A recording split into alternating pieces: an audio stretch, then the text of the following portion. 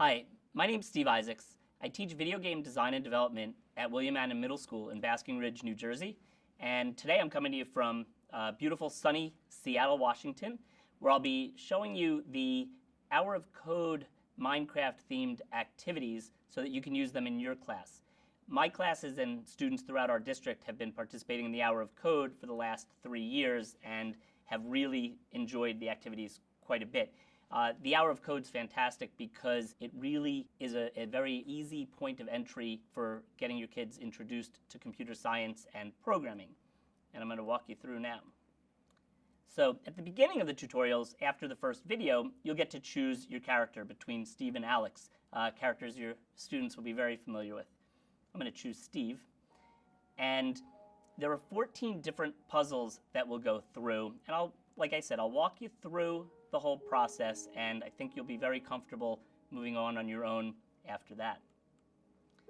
So code.org and these activities use a programming language called Blockly, which is a drag and drop block code environment. And in this specific activity, the first one, I want to get Steve to walk to the sheep. And in order to do so, I have to add another move forward. And I'm going to do that. So now I have when the program runs, he's going to move forward 2 times. And I'll run it. And there we go. And Steve is very excited that he met the sheep. And each puzzle that you complete is going to show you how many lines of code you created. And it'll show you the code which emulates JavaScript to also make that transition for students to understand the code behind what they did. And if it took you more lines of code than you necessarily need to, it'll give you an opportunity to redo a lesson, which just allows you to improve upon your efficiency in coding. So that's lesson number 1. I'm going to move on to lesson 2. And with the Minecraft theme, you'll notice things like wood, which is a valuable resource in Minecraft, as well as later we'll be doing things where we're planting crops and things like that that'll bring the Minecraft experience to these activities. So in this activity, I need to chop some wood as a resource. So again, when I run, what I need to do is I need to move forward. And in this case, I'm going to move forward, and then I'm going to try to destroy the block. And I'm going to run the program. And as you noticed, I did not successfully get the block of wood. And I did that sort of on purpose so you could see the iterative nature of programming and what your kids will be going through in terms of problem solving and the like. So in this case, I can pull this block away, add another move forward, and then when I go back in, I'm going to try it again. And Steve's going to walk ahead and chop, chop, chop, and we've got the wood. Okay? That's a very important thing to realize, is how the kids are going to continue to experience, the process of debugging their code really by trying and trying again. Now move on to the third lesson. And in this case, we're going to shear some sheep to get some wool. So here, it's starting to scaffold and get a little more complicated in a sense. I'm going to be using turning as well in this exercise. So I'm going to think this through a little. And here's Steve. I have to get to this sheep, shear it, and then get to this sheep and shear it. So it looks to me like the first sheep is 2 blocks forward, and then I'm going to turn to the right. Oh, no, I'm not. I'm going to first shear the sheep, and then I'm going to turn to the right, and then I'm going to move forward and shear the other sheep. And up here it shows me that I'm using 7 out of 7 blocks, meaning that's what their suggestion is for how many lines of code this one should take. So I'm going to run it, see how we make out. Got a little bit of wool, and a sheep that does not have any wool. And there we go. So now we've got our 2 sheep. Steve's very happy once again. And now if you look, I'll show this periodically, but there's more code that the kids can see that they essentially just wrote. And now I'm going to continue to lesson 4, or puzzle 4. And again, in true Minecraft fashion, building a house is very important, especially before the sun goes down. Anybody who's played Minecraft knows you need to be secure in order to survive the night. So I'm going to And this one actually, if you notice, already gives me a reasonable amount of code. So if we look through the code that I have already given to me, it's saying when it's run, I'm going to move forward 3 times, 1, 2, 3. I'm going to destroy the block or chop down this tree. I'm going to turn to the left and move forward. Well, that leaves me off somewhere about here. So I'm going to have to move forward a number of additional times to chop this tree. Then I'm going to have to turn again and walk my way to this tree. So it looks to me like maybe this is 3 steps forward and then destroy the block. Now, when kids get into more advanced programming, sometimes it's worthwhile to try your code before you're finished so you can understand early on whether there's any kind of error that you might want to fix. When I teach my students about debugging, I always have them do a very few steps, at a time in any language so they can identify where the error might be if they need to fix anything. So let's see how I'm doing here.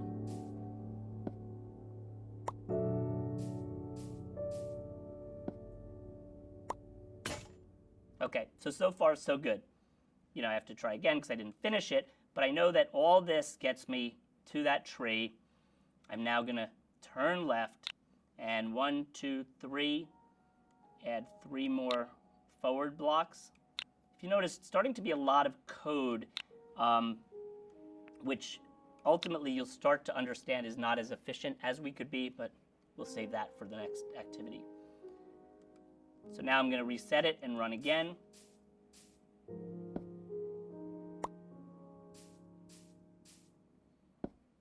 So far, so good. And there we have it. So again, we used quite a bit of code, and we'll show that in a second. So this is 14 lines of code. It's quite a bit. And now I'm going to go on to lesson 5, which I really like, and I'll explain why 5 is so valuable. The video for 5 will show you a little bit about loops. Loops are one of the, integral programming concepts that I teach in everything that I teach my students about programming. So here's in code.org in this activity, within the 5th lesson, kids are already learning about loops and the value there. And I'll show you what that's all about. So in this case, it wants me to start building a house, I'm going to need to lay down some wood. And in this case, in order to do this, rather than going forward and placing a block, forward, placing a block, I can repeat the process a number of times. So it set me up already to see that I'm going to repeat something 4 times, which creates a loop, and you'll see that. So I'm going to first place a birch plank, and it's neat. It gives you opportunities to choose what you want. Maybe we'll go with oak planks for our house. So I'm going to have it place an oak plank. Right now, if I were to run it, which I'll do, it'll try to keep placing these planks in the same spot. So I have to fix that. So what I want to do is place a plank, then move forward. And if you notice from, again, how the loop will work, it'll repeat this 4 times. So it's going to place a plank, move forward, come back, place a plank, move forward. And it's going to go through that process 4 times in the loop. If I told it to do it 20 times, it would do it 20 times. So here we go. Okay. So now we're well on our way to building a beautiful Minecraft home. Okay, so now this gets great. So in this activity, we're going to build the base, or we're actually going to build the house. And it gives us several choices. So your students are going to be able to self-select a little bit which one they want to build. I'm going to go with medium for our activity here. And now we're going to build the rest of the house. But again, it started us with 6. It's starting us with telling us we're going to move. We already have the base from before. It's going to have us move forward, place a block, and we're going to be placing 6 blocks here according to this, if you get it, right? We're going to move forward, place a block, move forward, place a block 6 times. So that's going to get me to here. So at that point, I'm going to turn right. And what do I want to do after that? I want to move at least 1, 2 blocks forward. Now, I can, well, actually that's not entirely true. I want to do some other things too to build the house. So I'm going to repeat 2 times from here. So I've turned to the right. So if you think about it, I'm going to be facing the right. Now I need to move and do two things. So I'm going to do the same thing as was done here. I'm going to move forward, and I'm going to place the birch planks there. And again, like I said before, I think it's often a good idea to test what you've got so far and just see that you're on track. Sometimes what you'll find is you'll maybe move forward before you place the block or something. And there we go. So far, so good. So now I need to continue. So now, in theory, I'm going to turn right, and I'm going to move. I want to do the same thing, but 3 times to get me here, right? So I'm going to turn right. This time I'm going to repeat 3 times. 1, 2, 3. And again, I'm in the same position where it's this move forward and place a birch plank. Okay, that's going to get me here, and then, so now I'm facing down. So sometimes we're going to make a little mistake here in our orientation, but I'm thinking about it, and it sounds to me like I'm going to turn left. And now I've got to just go 1 step. So I'm going to not do a repeat for this one. I'm going to move forward, and I'm going to place a birch plank, which, if you're following me, should get me here. Then I have to do one more thing to finish off my house, and I'm going to turn to the right. And now I can use a repeat again, and I'm going to repeat 2 times that same process. Okay, so as you start going, the kids really get the hang of this and embrace the idea of making mistakes. If many of your kids are going to turn this way, and they're going to go and they'll be, oh, that didn't work. And they're going to be very resilient and go right back and fix it and be fine. So we'll run this. And hopefully we'll find a place to sleep to stay through the night if we've completed the house correctly.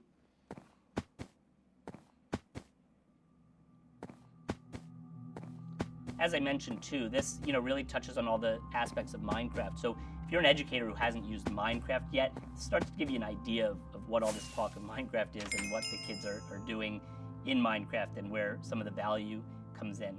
And if you notice, Steve finished the house. It has a nice bed inside, and we did 18 lines of code for that one. And it's kind of neat too, because if you notice, code.org will keep telling us how many lines of code we've written all together. So the kids feel, wow, I can't believe I've written 46 lines of code in 15 minutes.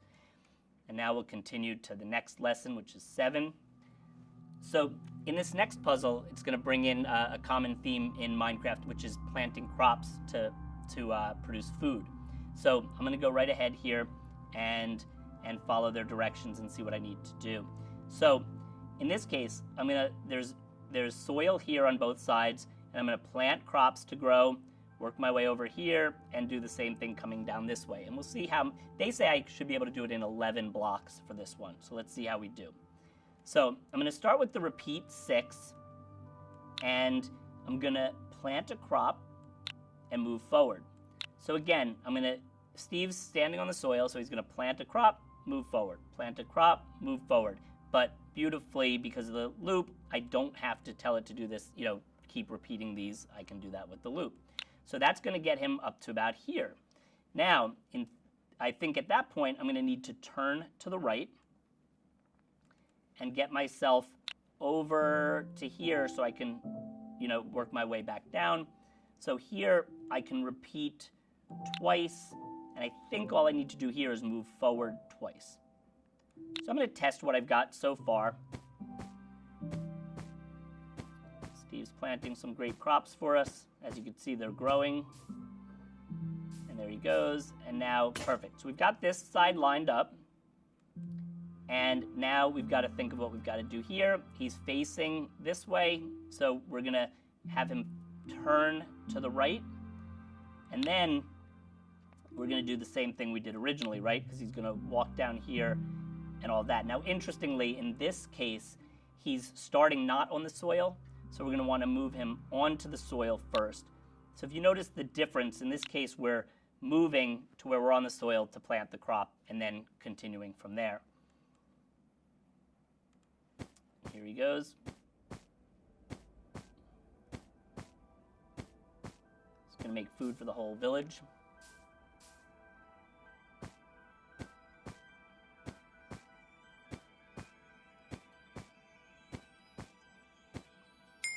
And you did it. Okay, so actually, wow, we did that one in 10 lines of code. They said 11. So I'm going to continue.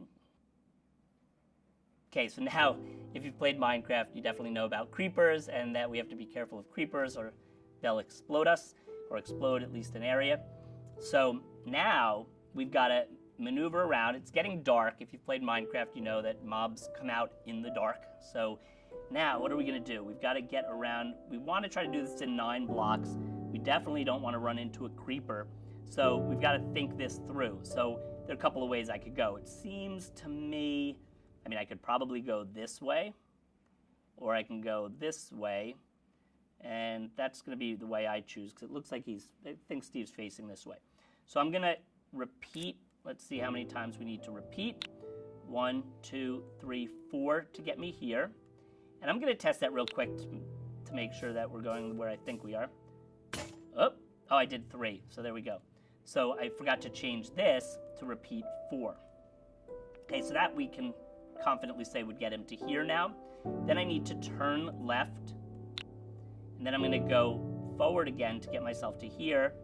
So once I'm here, I'm going to go 1, 2, 3, 4 forward, I believe. And then I'm going to be here. I'm going to turn left. I'm going to move forward. Let's see how many steps. 1, 2, 3, 4, I think. And 4. And then let's see if that does the trick.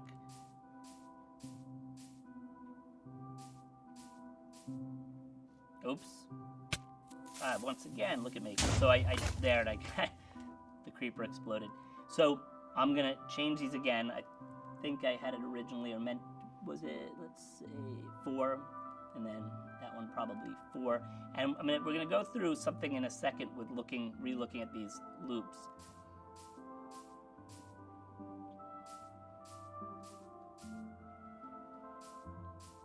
Oh, went too far again. Okay, that won't quite cut it. So, no problem. I'm going to now go forward 2, and then I'm going to have to walk into the house to get safe. So I'm going to turn right. If you notice, in theory, I'd be here, and then move forward 1. But if you notice, I've used too many blocks, and we'll talk about that in a second. So I'm going to just see if I can at least get into the house. That'll be our first moral victory.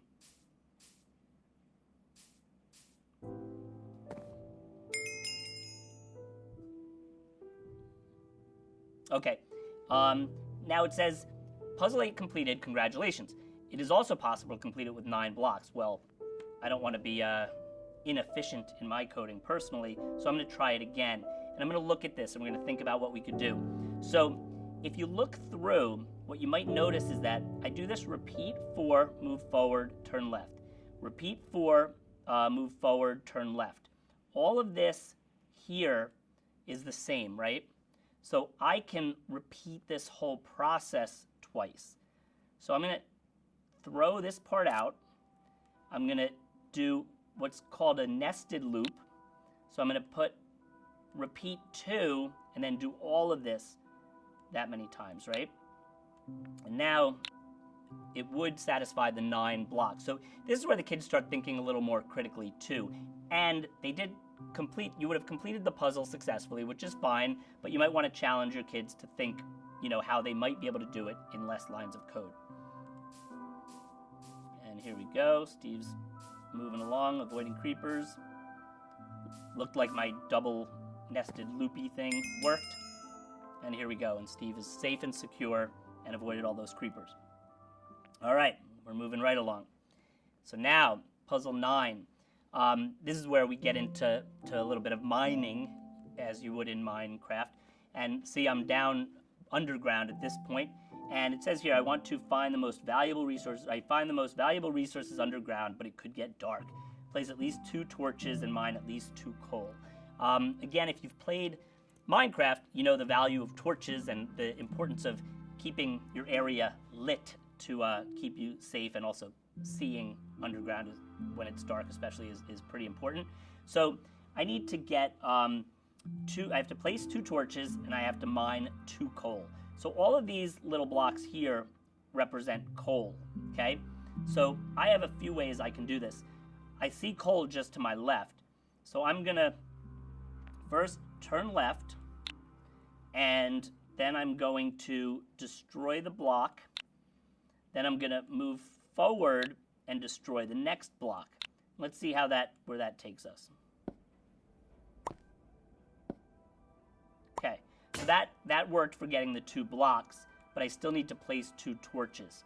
So I could very easily, let's see, so I turned left and I'm gonna destroy the first block. Now I'm gonna use a loop again, and I'm gonna repeat this process twice, but what I'm gonna add in here is placing the torch that I need. So I have to destroy the block, place a torch, and let's see how that works. It looks like they think I could do it in less code, but let's take a look.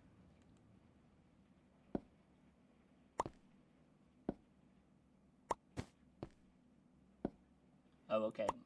Let's see what we did here. I see what happened.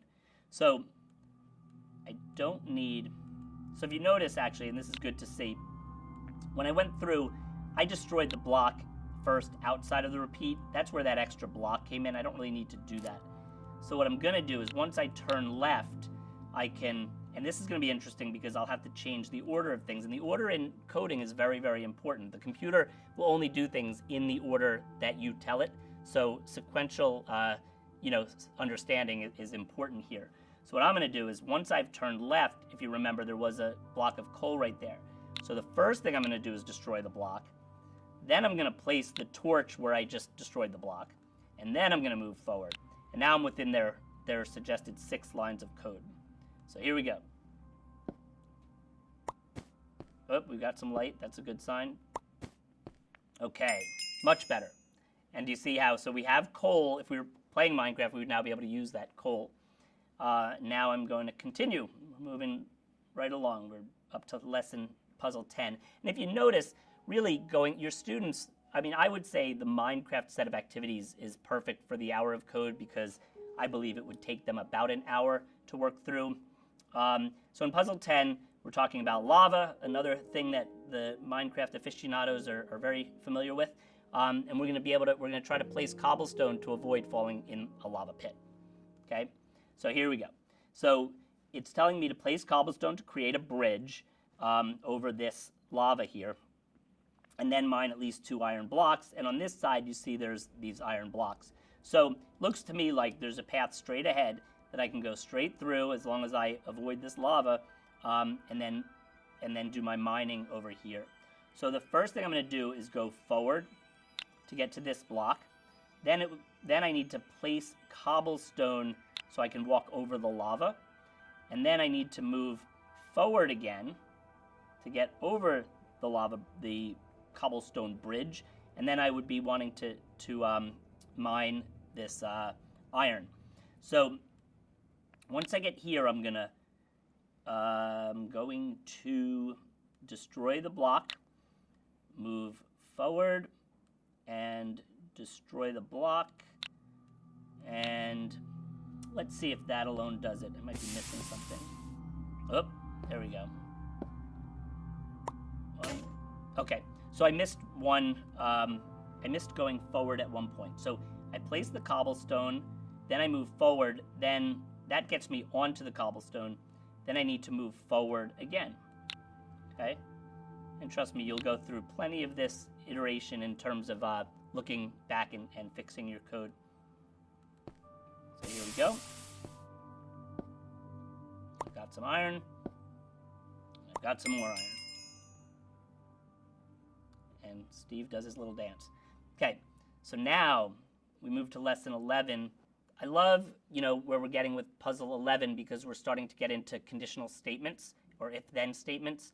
And this is fantastic for students just learning code because within this short amount of time, really this hour, they've already been exposed to loops and now conditional statements, 2 very important programming concepts that any programming language kids experience will use extensively. So in this activity, it says lava is hiding beneath some of these blocks, which you'll need to cover up before moving forward.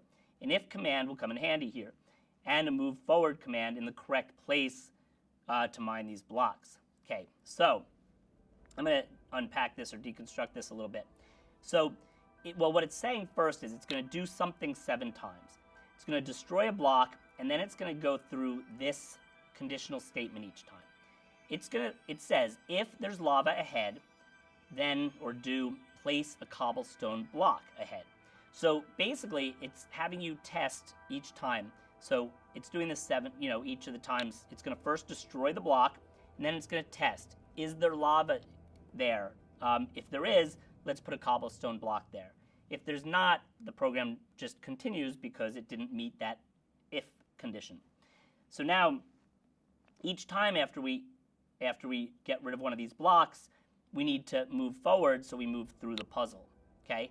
So this one, in terms of scaffolding, they gave you all of this to try to give a nice concrete example of a conditional statement before having the kids have to do that more so on their own. So let's see how Steve does this time. There's lava there, he covers it. No lava, no problem. Lava, cover it. Lava. Thank goodness he understands the conditional statement that you're providing. And there he goes. And now Steve made it successfully across, avoided the lava, and all is good in the world. So now, what I was saying about the scaffolding of the learning, lesson 12 is going to have the kids, or activity 12 is going to have the kids do conditional statements on their own now that they've learned, how they look. So now things are getting tricky. Mine 3 redstone, but don't fall in the lava. Use an if command to place cobblestone over any lava you uncover. So it's similar to the last one, but they're also adding that we're going to collect some redstone. Those of you who again, play Minecraft will understand the value of having some redstone. So it's another one of the Minecraft elements that's brought into the tutorial nicely. So I've got to, there are a few ways I could do this. I can either try to go across here and go around, or I can go this way. But that's something always to think about too, is to kind of, in any programming situation, in this case I'm seeing it visually, so I'm going to map where I want to go. If you're considering any kind of coding, you're going to want to kind of think it through before you start coding anyway. So when I run this, I'm going to try to go this way to get to this redstone, make a left, go this way to this redstone, make a left, and go over to here, which makes me think I'm going to be able to use some repeat commands as well as the conditional statements. So I know that I'm going to want to move forward, 1, 2, and destroy the block to collect 1 redstone. And then after that, I know I'm going to want to turn left, okay? So right off the bat, it seems to me like that's what I'm going to do. And then when I turn left, I believe I'm going to do the same thing and then the same thing. Okay, I did miss one important thing here, though. Each time, so let's scratch that for a second. Each time after I move forward, I want to check if there's lava ahead. If there is lava ahead, we know now that I want to place cobblestone, okay?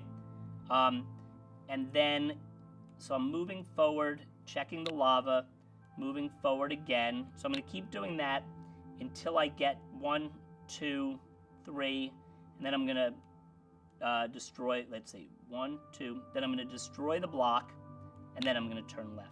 So what we want to know is, does this cover everything we need to be concerned with now that the puzzles are getting a little more complicated? So let me think about that again. I move forward. If there's lava ahead, place cobblestone. Move forward again, and that still does not seem quite right. And so I want to really repeat this process several times. So I'm going to do that 3 times. So let's see if that's right. 1, 2, 1, 2. It's probably 2 times. Let's test that much first. As you can see, things get a little more complicated. You want to think through a bit more. Okay, now I got to where I wanted to start, so I've done that much. Now the next thing I want to do at this point is destroy the block. But that's going to have to be here after I've moved forward twice and checked for the lava. Okay, so that much I've got. So that part seems like it'll work. Let's just try it and make sure we get the redstone.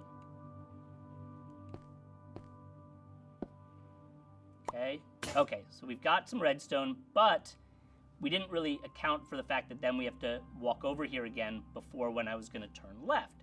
So let's consider that. So now I want to, at least in this case, move forward again and do this if-then statement. So I think that, it's getting tricky. So let's see. So at that point, once I move forward, I want to, if I need to, I'm going to place a cobblestone block. Destroy block, place a cobblestone block, move forward. Let's see where we are now. Okay, so that gets me there, finally. So now, I'm going to now think about this. Now I know I want to turn left, right? And then I do believe I want to do all of this again 2 more times. So let's see if this will work. So I repeat 2, put all of this inside that, and, you know, at this point, you might or might not be confident it's going to work, but that's the beauty in testing it. As you can see, I'm going through my own iterative process here to make sure it's all working. I think we're making progress. Oops, so something happened there. Let's see what that was. So I had it repeat twice. So he goes forward, gets this block, goes here. Turns left, goes forward, and then should be turn. Oh, I was supposed to repeat that maybe 3 times. There we go.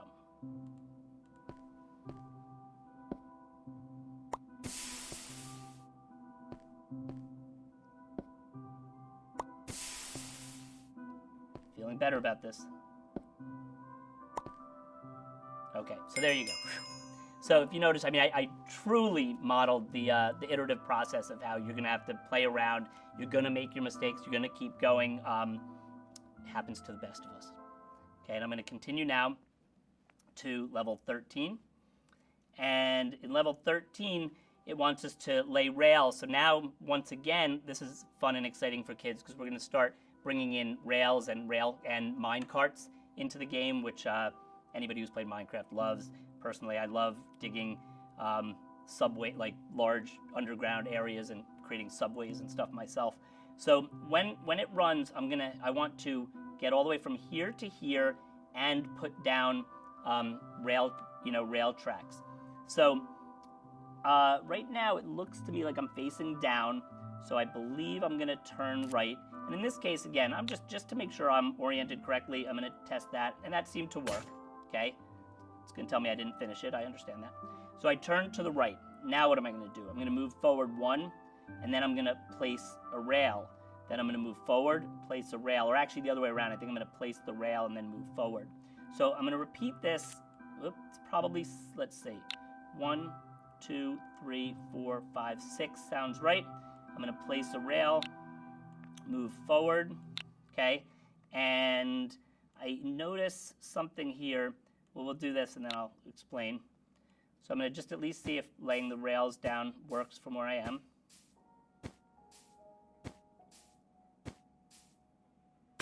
Okay, so clearly I need another rail there, right? So I am going to change that to 7 times. And although, let's see what happens there. I think I'm going to then, let's see if I end up in the right place.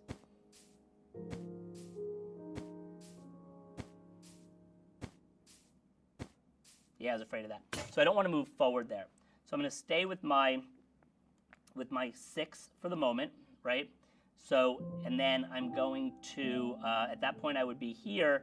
Then I'm going to certainly have to do at least the whole thing again, like lay a rail, turn right, and all that. So let's see how that's going to work. So I'm going to try something. I'm going to put the turn right in here for a second because I know I have to do that. Nope, that's not going to work. So wait, I'm going to turn right, do this 6 times. Okay, I'm going to place the rail, move forward. Then I know I need to at least place 1 more rail and turn right. That'll set me back this way. And then I believe if I do the same thing with the rail and moving forward, we'll see if that works. I might be placing a second rail. I might have to move forward first, but let's give it a try. In fact, that is what I think I need to do. Move forward that time and place the rail. Okay, let's see what happens. So here we go.